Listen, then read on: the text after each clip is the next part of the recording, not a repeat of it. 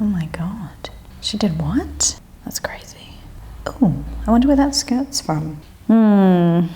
Oh my God. The puppy is so cute. I wish I had a puppy. Shit. I've just spent 2 hours in a social media vortex when I could have been foam rolling. So, do you want to join me? Let's foam roll. Foam roll. I have written a whole blog on the benefits, the science, the safety, what you should and shouldn't do, what you need to know basically about foam rolling. So I'm not going to explain it to you right now. If you'd like to do it, it's linked below. This is for those of you that have maybe finished your workout, or you're about to start your workout, or you're just at home and you have your foam roller and don't know what to do.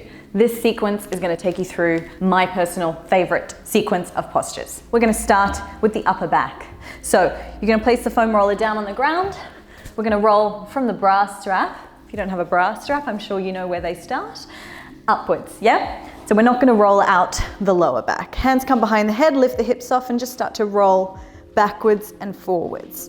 The key thing with foam rolling is that you take your time, you don't rush, but you also don't spend too long on any one particular part. Some people are really S&M about it and they like to kind of get aggressive, but all that's going to do, by the way, we're just rolling back and forth here, all that's going to do is fire up your nervous system and you're going to tense against it, which is obviously going to negate the benefits of this, and you're really not going to loosen up. Okay, so I tend to not spend any more than 30 seconds on one particular body part. Now we're going to take it underneath the hips and we're going to work the glutes. So take the hands behind you, cross the left ankle over the right thigh, lift the hips slightly and tilt to the left so that we're working this whole left butt cheek. You're going to roll back and forward. Back and forward. So we're just trying to move over that part. Ooh, that feels a little bit tender, yeah? And it'll be the top part, the glute med, and the piriformis area as well can get a little bit funky. If you move side to side, you might feel it. And obviously the glute max, okay? So all these sort of hip muscles, hip stabilizing muscles that work harder than you think. So we just want to roll to help create a bit more mobility. Other side. So tip, cross, ankle over thigh, tip over to the side. Sometimes you need to lift and move, and then we're just going to start to roll forward and back. You can put as much or as little pressure as you want. When you hit a sore spot, try to breathe and relax into it. So for me on this side, it's quite tense in my glute med, that muscle at the top. So we just want to, I'm just going to hover over that part a little bit more. Breathe. Yes, perfect. Okay, now I'm going to move to the back of my legs and my calves. So first hamstrings, these muscles here. Cross the right leg over the left, lift the hips and just start to roll back and forth. Back and forth. Breathe. Now what you'll notice that I've done is I've crossed the right leg over the left, and that just adds a little bit more pressure. If you're really, really sore in your hamstrings, you might just want to go double leg, okay? And I'll kind of cue that when we do the calves as well. So just rolling back and forth and trying to just hover over that meaty part that tends to get quite a lot of adhesions. Legions? Legions. All right, cross, left leg over right, move forward and back. Oh my goodness. So sometimes you can really feel a lot of tension at the back of the knee. If you're finding it's too hard to hold yourself up in this position, just readjust, let the arms relax, and then come back in when you're ready. And hover over those sore points. Yeah, for me, this right side is quite bad, actually. Just gonna hover a little bit more over this right. Good, okay, now we're gonna do the calf muscles. So this area gets particularly tight if you're a runner or if you wear high heels a lot, actually. So let's just start with both feet on top and take the hands behind you, lift the hips off and just start to roll with both feet. Okay. So some of you are like, hey there, calvies, I can feel ya. And some of you are probably like, I mean, this is easier than watching Netflix. So if you're in the This Is Easier Than Netflix family, you're gonna cross the right leg over the left. And you know, as soon as you do that, I mean, I already feel the pressure. If you feel like you're ready for this, lift the hips off, and then start to move back and forward.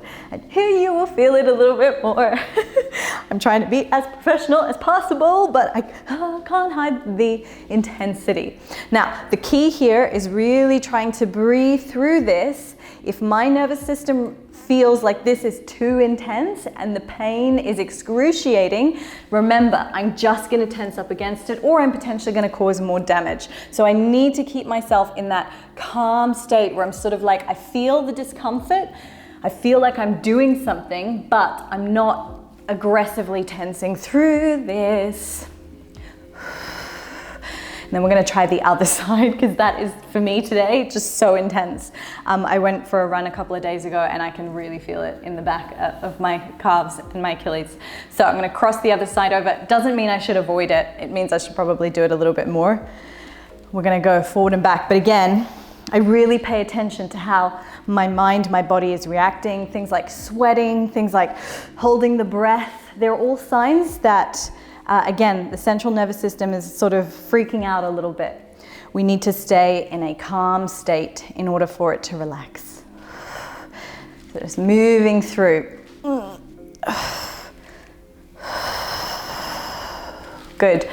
So we've worked through the back of the body, yeah? We're gonna do a little bit more on the front now, the anterior chain, okay? So now I'm gonna flip over and we're gonna work on the quads. So coming down onto your foam roller, bring your forearms down to the floor, and we're just gonna roll both legs at a time. Now, if you've just trained legs recently, this might already be quite intense for you. Yeah, if your quads are already, your thighs are already sore.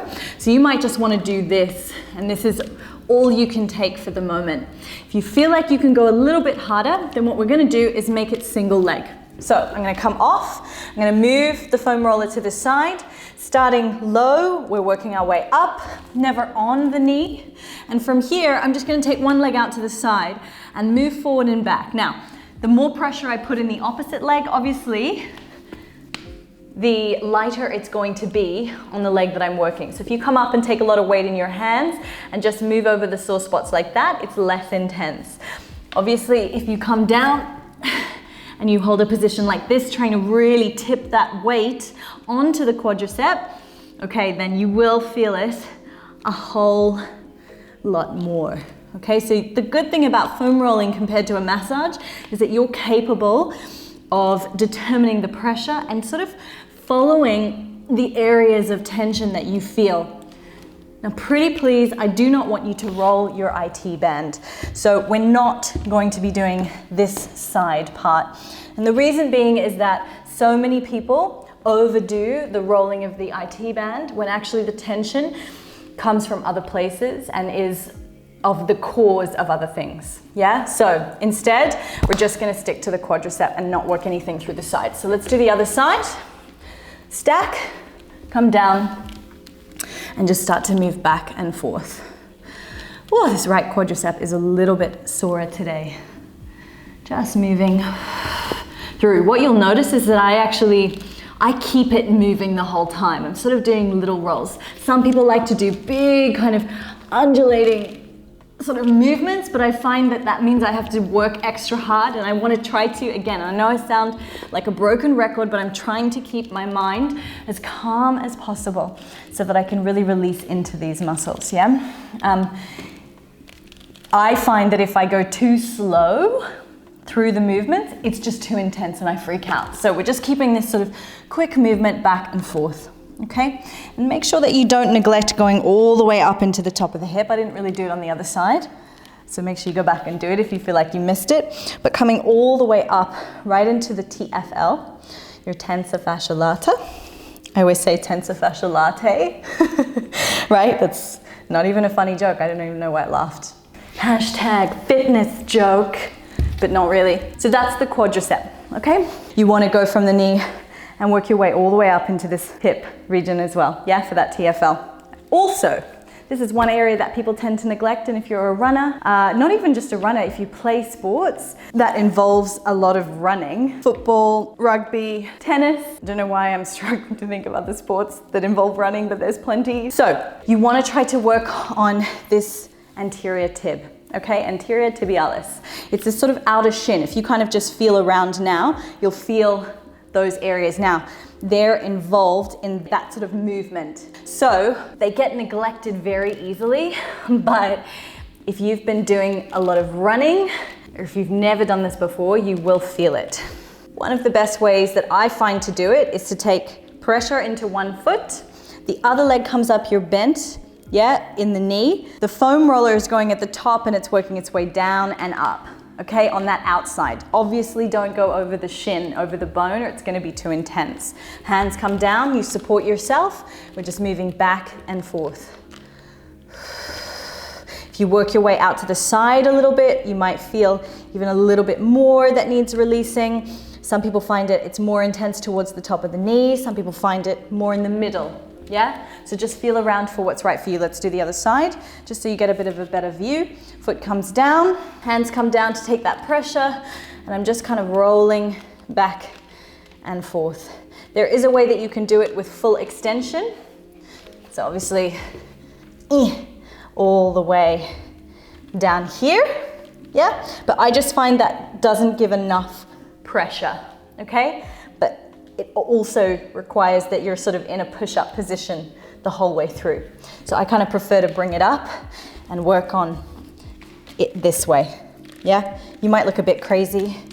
You can also do a sort of double leg, but it's just, you need to have really good internal rotation so that you can get that outer part, yeah? Okay, so last but not least, this is the part that's probably the most intense. Actually, they're all kind of intense. Back of the shoulders and the lats. Now, I don't have very big lats, but some men do, and some women too. And so you need to roll all the way down. I tend to spend most of my time around the shoulders. Okay, so you're taking the foam roller down to the floor, and you're gonna lie on top of it like this. Now my hand comes at a 45-degree angle, and I'm just moving forward, oh my goodness, forward and back. I did a lot of handstand work yesterday, and so all the muscles of my rotator cuff, the muscles in and around the shoulder joint, are so tight. Yeah, it's basically like a workout for those guys. All that shoulder stability that's required to do a handstand, a push-up, even a pull-up makes these areas really, really tight. So I'm just gonna start to roll back and forth. Some people I find have absolutely no tension there and they can put all their body weight on it by lifting their hips off. I find that too intense. Now what we also wanna start to do is maybe roll down so that we're hitting the lats a little bit as well. Okay, so you're slightly tipped onto your back here. As you come down towards the shoulder, again, you have to make sure that you're tipping onto your side as you roll back and forth. It's definitely been long enough. Let's do the other side. So flip it this way. You're coming onto your side. Your arm is at a 45-degree angle. If you go too high up, you're gonna miss those muscles of the rotator cuff. So you want to actually take the hand forward slightly and then start to roll from there. Do you see me close my eyes? It's because I was like, oh, I knew the pain, the intensity was coming. So we're rolling up and down. Make sure you're breathing through this, breathing through the intensity of the discomfort, keeping every other muscle as relaxed as possible as you do. Yeah, and never staying too long on one painful point, just keeping that movement. Okay, and that is how I like to foam roll. Go read the blog to learn more about foam rolling. Don't forget to subscribe. These videos are gonna help to improve not just the look of your body, but actually the feel, which at the end of the day is way more important, right? Yeah. See ya.